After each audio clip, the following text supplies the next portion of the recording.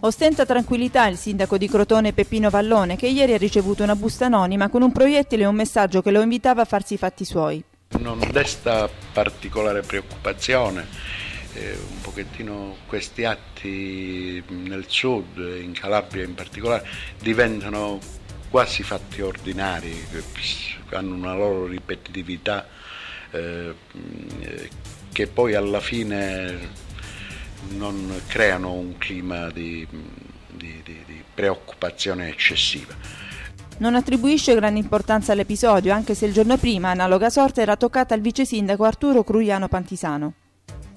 Dato che emerge probabilmente sotto un aspetto, la circostanza che un dirigente che era all'ambiente, che il vice sindaco ha la delega all'ambiente, che il sindaco in questo momento sta interpretando, sul tema ambientale una posizione precisa, che poi è la posizione della città, probabilmente ha creato nervosismo da qualche parte.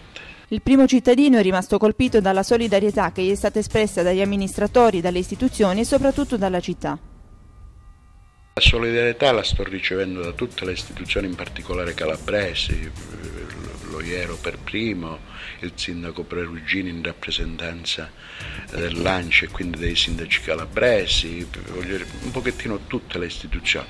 Ma la cosa pure qui, che maggiormente mi sta dando motivazioni e carica e fa scomparire la preoccupazione è la solidarietà che sto avendo dai cittadini comuni, dalla gente comune.